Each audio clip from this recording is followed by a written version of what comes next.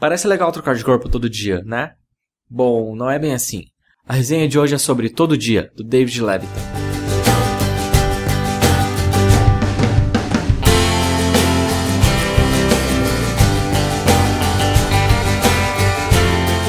Sejam bem-vindos a mais um vídeo do Ainda Não Cresci, e eu sou o Bruno.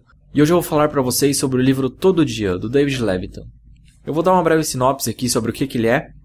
E é o seguinte, é um personagem que ele não tem sexo, que ele não sabe se ele é homem, se ele é mulher, e ele já não se lembra muita coisa da infância dele.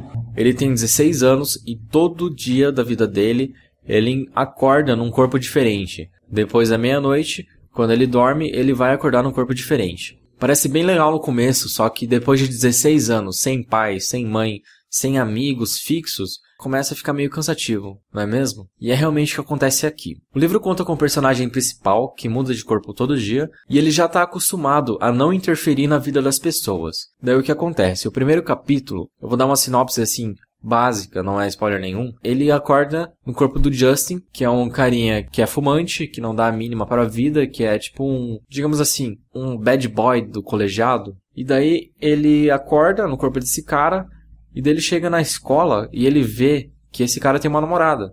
Só que a namorada dele é tão acanhada, tão insegura, ele resolve quebrar essa regra e dar pra ela um dia que ela não vai esquecer. Só que, quais são os problemas disso? A pessoa, quando acordar no dia seguinte, no corpo dela, ele só vai se lembrar assim do piloto automático, que ele foi pra escola, que ele voltou da escola, e não vai se lembrar de mais de nada, sobre os sentimentos que ele sentiu no dia, nada disso. Só que as pessoas em volta dele, quando ele mudou o âmbito ali, vão se lembrar disso, quando perguntarem ou se referirem ao assunto sobre o dia que passou. Ai, que livro complicado. Livro complicado de explicar para as pessoas. Daí, basicamente, se você influencia a vida da pessoa, a pessoa no dia seguinte não vai se lembrar, mas as pessoas em volta vão. Então, ele tem que ter muito cuidado para não mudar assim muito. E, nesse caso, ele mudou demais. E ele acaba meio que tendo uma quedinha por ela, assim, por fazer boas ações, no caso. E daí ele começa a quebrar essa regra com mais frequência. E daí que dá o desenrolar da história. E daí que se dá o desenrolar da história. Vou falar aqui da diagramação, daí já partimos sobre a escrita do autor. Como vocês sabem, a editora Galera não é tão boa assim na diagramação deles. Mas não no sentido de fonte e de espaçamento. Isso é bom, inclusive esse livro tem páginas amareladas, só que a impressão deles parece que é feita no modo rascunho. Ou seja, você está lendo páginas onde a fonte está preta e de repente na página seguinte a fonte está cinza. Não dá para entender o que eles fazem. Realmente eu acho que é modo rascunho para economizar e realmente isso é uma pena porque o livro tem potencial. Vamos falar sobre a escrita do autor agora. Tem uma escrita, uma pegada assim meio que parecida com a do John Green. Ele sabe se identificar com os jovens, só que ele é diferente, na minha opinião. Eu já li Quem é Você, Alaska, que inclusive ganhou o prêmio Prince de Literatura, que é um dos melhores prêmios da literatura Young Adult, e eu também li A Culpa das Estrelas. Não me levem a mal, eu tô falando da escrita. Pra mim, agradou mais a escrita do David Levitan, no Todo Dia, do que as outras do John Green naqueles outros dois livros que eu citei. A escrita dele parece que é mais bonita, mais polida, mais organizada, por assim dizer. E eu realmente gostei bastante. A descrição dos personagens também é uma coisa a se levar em conta. Eu gostei bastante da complexidade dos personagens aqui no livro. Realmente isso é uma coisa que eu levo muito em conta. Eu gosto de me tornar íntimo dos personagens, de conhecer eles bem, como se fosse eu mesmo um dos personagens da história. E ele faz isso muito bem.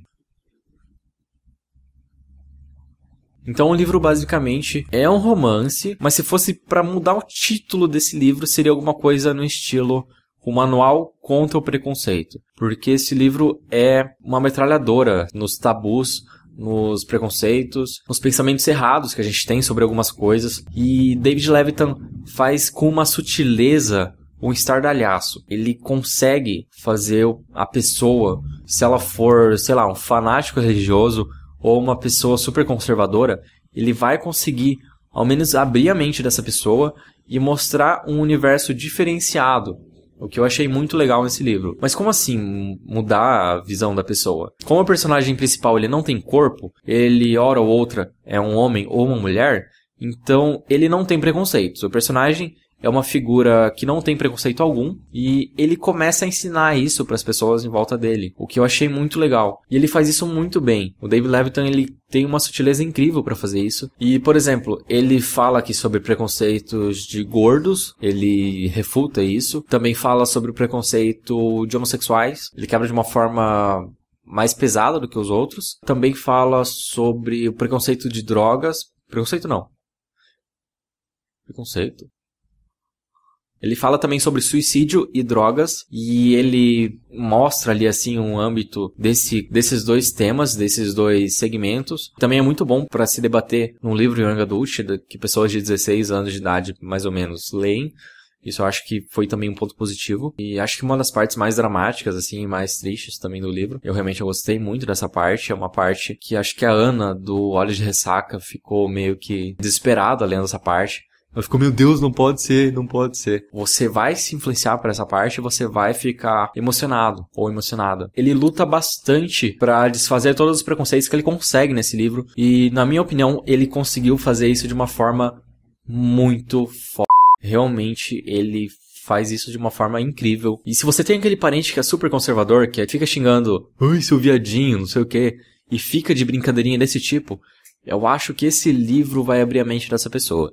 Porque realmente é um livro muito forte nesse sentido. E eu acho que ele tem uma potência pra quebrar esse tipo de visão errada da vida. Realmente ele ensina a viver de uma forma pacífica e de uma forma feliz, sem prejudicar os outros. Esse é um dos livros assim que eu recomendaria pra qualquer pessoa, em especial para as pessoas que são religiosas fanáticas, ou que são super conservadoras, ou que debocham de pessoas que são homossexuais. Eu acho que esse livro é uma arma incrível pra combater esse tipo de coisa. Recomendo muito a leitura desse livro. Se você saiu do John Green agora, essa é uma leitura que você vai se apaixonar, eu não tenho dúvidas disso. Vocês vão gostar bastante da história, da escrita, de tudo desse livro. A minha nota que eu daria pra esse livro seria 4.8 estrelas. Quase chegou ali no nível 5, porque é um livro muito bom, é um livro que merece essa pontuação. Só que no Goodreads ele recebe uma nota de 4.0.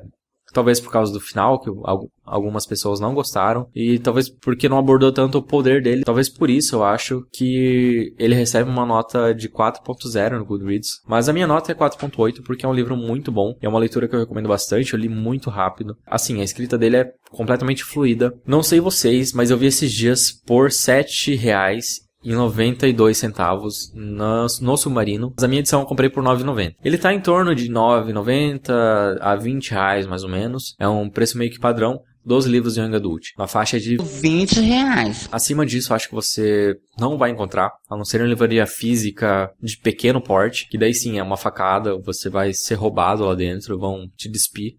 Se você comprar no Submarino, você vai pagar R$20 ou menos. Antes de terminar, eu tenho uma pergunta pra vocês, para os que assistiram até aqui. E a pergunta é o seguinte, deixa nos comentários, ninguém vai rir de vocês. Eu quero muito saber, se vocês pudessem trocar de corpo por um dia, para que corpo vocês habitariam? Um personagem fictício e um da vida real. Vem na minha cabeça a Whoopi Goldberg. É uma pessoa que impõe respeito, que é uma pessoa engraçada. E acho que trocar de corpo com ela seria uma coisa bem legal, assim, bem interessante. Talvez acho que o corpo do Bill Gates, daí acesso às informações do banco dele e passo pra minha conta. Não. E pra personagem fictício, eu acho que eu escolheria a Jean Grey, do X-Men. Por causa do poder dela, do poder de entrar na mente das pessoas. Eu acho que isso seria muito legal. E, tipo, controlar a mente delas. Acho que seria bem legal. Bem legal mesmo. E agora eu quero deixar essa pergunta pra vocês. E eu quero que vocês deixem nos comentários quem vocês gostariam de ser na vida real e um personagem fictício. Pode ser de anime, pode ser de HQ, pode ser de livro, pode ser de qualquer coisa que vocês queiram. Até de filme, se vocês quiserem. Digam ali nos comentários. Se você já é inscrito no canal, deixe um gostei também. Se você não é inscrito, inscreva-se. Eu espero que vocês tenham gostado dessa resenha. Qualquer dúvida ou sugestão, por favor, deixe nos comentários também. A gente responde o mais rápido que a gente pode. E hoje ficamos por aqui. E eu espero que vocês tenham gostado. Até mais, pessoal. Falou!